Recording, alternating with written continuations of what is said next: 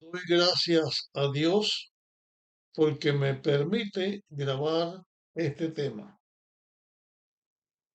Cuando el pueblo estaba temeroso porque veían a los egipcios que venían y pensaban que los podían matar o que iban a morir allí, y Moisés aconseja al pueblo de Israel, dice en el versículo 15 que entonces el Señor dijo a Moisés: ¿por qué clamas a mí? Aunque en la lectura anterior no aparece a Moisés clamando a Dios, por este texto que Dios habla y le dice a Moisés: ¿por qué clamas a mí? Eh, es que la Biblia no es una narrativa de cada palabra, cada acto que se hace. La Biblia es la palabra de Dios que da el mensaje, que enseña. Pero aquí, indiscutiblemente que Moisés, después de la queja del pueblo, en algún momento Moisés clamó a Dios por ayuda, por dirección. Moisés estaba seguro de la obra de Dios, que Dios iba a actuar. Y trata de apaciguar al pueblo, de tranquilizarlo, pero va con su deseo delante de Dios. Y entonces Dios le dice, ¿por qué clamas a mí? Di a los israelitas que marchen. Quiere decir que Dios no le está diciendo a los israelitas a través de Moisés que tengan fe y se estén tranquilos, sino que así como Dios los traía hasta aquí, o sea, la nube los condujo hasta aquí, y aunque sí hicieron un alto allí para su organización, como Dios lo dirigió, Dios les está enseñando ahora que marchen. ¿Y a dónde iban a marchar? Dios le está diciendo: dile a los israelitas que marchen. ¿A dónde iban a marchar? Atrás estaba Faraón. El desierto a los lados y al frente el mar rojo. Pero Dios no solamente le dice que marchen. Dios le dice a Moisés: y tú alza tu vara y extiende tu mano sobre el mar y divídelo, para que los israelitas lo crucen en seco. Nunca había sucedido una cosa así. Y Dios le está diciendo a los israelitas a través de Moisés: marchen. Y le dice a Moisés: usa tu vara, extiéndela sobre el mar, y el mar se va a dividir. Va a haber un paso en seco. El agua del mar se va a retirar en una parte, va a quedar en la otra, para que los israelitas pasen por ahí. Dios estaba obrando de una manera como nunca antes había hecho. En Egipto, en las plagas que vinieron, Dios enseñó que Él tiene dominio, control sobre todo. Pero aquí, una vez más, se presenta a Jehová, a Yo soy, el Dios de los israelitas, el Dios que a través de los profetas dio su palabra, el Dios que hizo la naturaleza, tiene el control sobre la naturaleza. Y no fue Moisés el que, por extender una vara, ya el mar iba a apartarse y dejar en seco una parte por el poder de Moisés o por la vara de Moisés. Era Dios el que lo estaba haciendo. pero lo hacía a través del acto del movimiento de Moisés. Moisés creyó en Dios, señaló su vara y vamos a leer en la Biblia algunas cosas más. Faraón seguía con su corazón rebelde contra Dios. Y en la Biblia se habla en la forma que dice, Dios endurece el corazón de Faraón. Porque es que Faraón, no es que Dios obliga a Faraón, esto está explicado y lo vuelvo a decir aquí, es que este Faraón sigue rebelde contra Dios. Y entonces no solo Faraón, sino los egipcios seguían en su rebeldía contra Dios y en llevar al pueblo otra vez, después que mataran a los que fueran a matar, a los demás, volverlo a llevar como esclavos. Pero entonces Dios dice a Moisés, y aquí Moisés se entera de la forma en que Dios iba a actuar. Él no sabía cuando le dijo a los israelitas lo que Dios iba a hacer, pero aquí se entera de lo que Dios iba a hacer. Dice Dios, y me manifestaré mi gloria en Faraón y en todo su ejército y en sus carros y en su caballería. O sea, Dios iba a manifestar su gloria, su poder en Faraón y en todos los que venían con él. Y dijo, y sabrán los egipcios que yo soy el Señor cuando muestre mi gloria en Faraón, en sus carros y en su caballería. Los egipcios iban a saber quién era Dios y el poder que Dios tenía. Pero no solamente eran los egipcios los que iban a saber esto.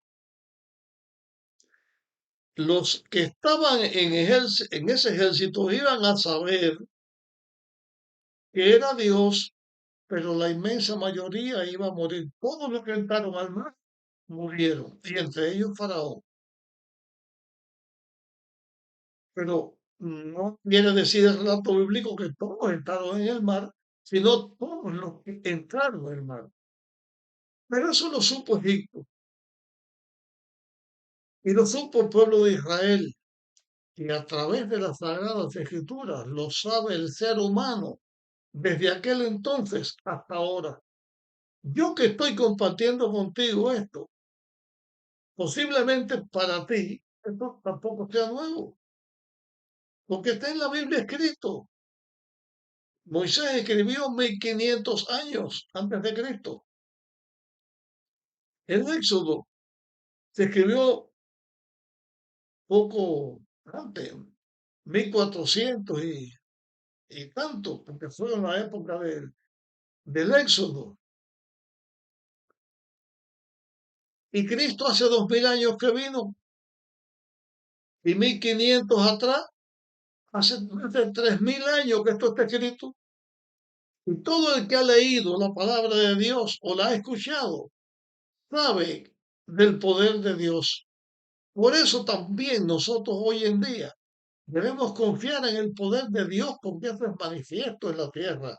Y eso lo supieron los egipcios. El poder de Dios.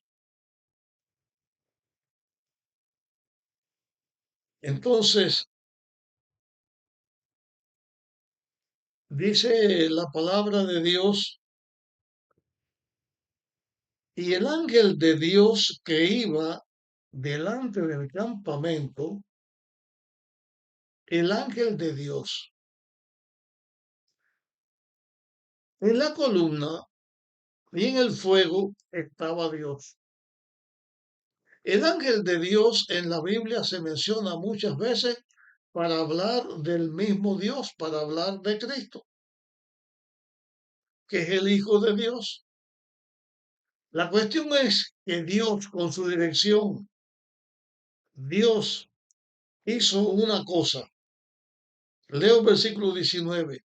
Y el ángel de Dios que iba delante del campamento de Israel se apartó e iba en pos de ellos. O sea, Dios iba al frente con la columna guiando al pueblo de Israel.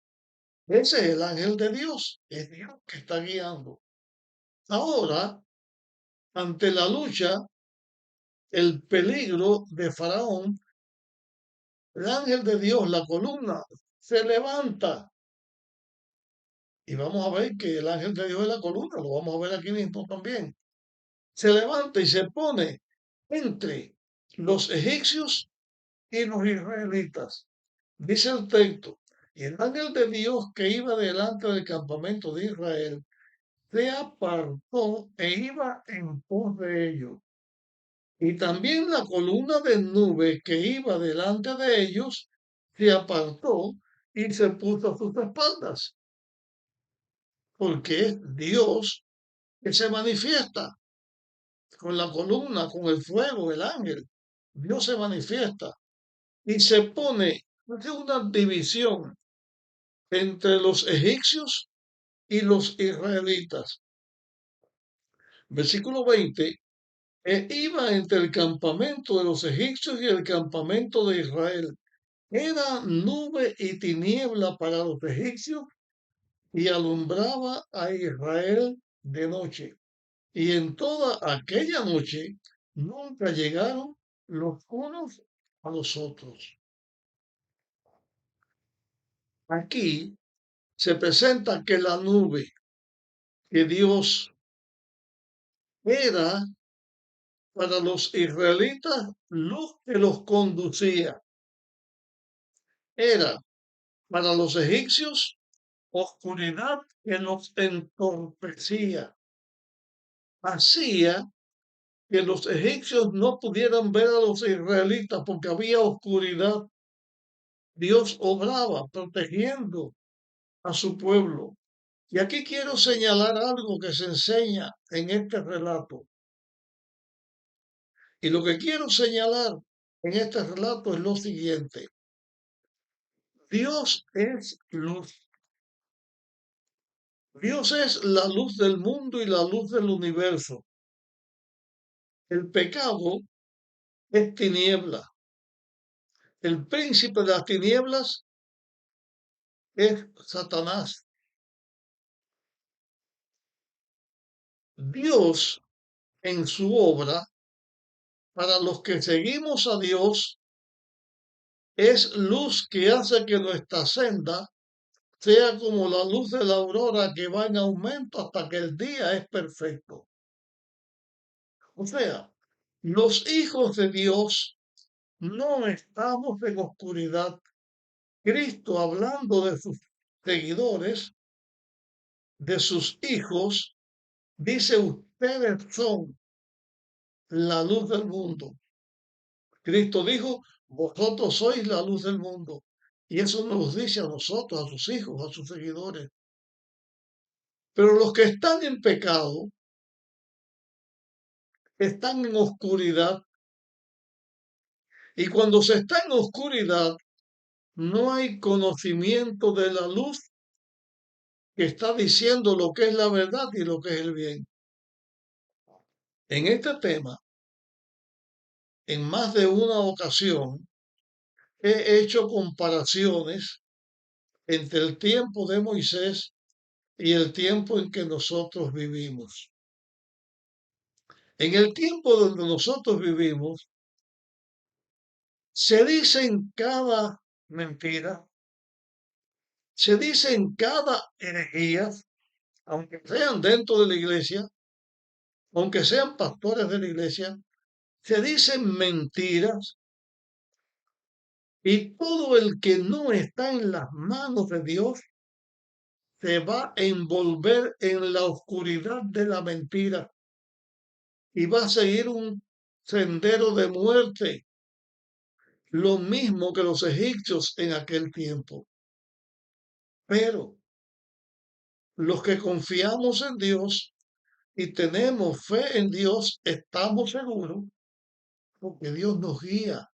Dios guía a su iglesia y la protege. Y así como protegió al pueblo de Israel en aquel tiempo, Dios también protege su iglesia hoy.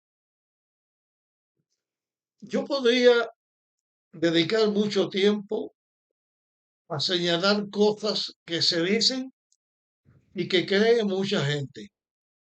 Son mentiras que surgen en este tiempo en que estamos viviendo. Y esas mentiras son instigadas por el diablo en su lucha contra la iglesia. Todo el que no está en la luz de Dios, así como Dios daba la luz a los israelitas en aquel momento en la columna de fuego, el Dios que estaba guiándolos, y era oscuridad para los egipcios, así toda persona, aunque se ponga el nombre de adventista del séptimo día, aunque se ponga el nombre de iglesia de Dios, pero que está enseñando la mentira, está pasando lo mismo. Está en el error, en las tinieblas del pecado. ¿Cuántas mentiras se dicen hoy? ¿Cuántas falsedades se enseñan? Al mencionar algunas de ellas, podría desviarme para un tema de cada esto, pero no los voy a mencionar algunas, pero no voy a hablar del tema ni nada, solo los voy a mencionar.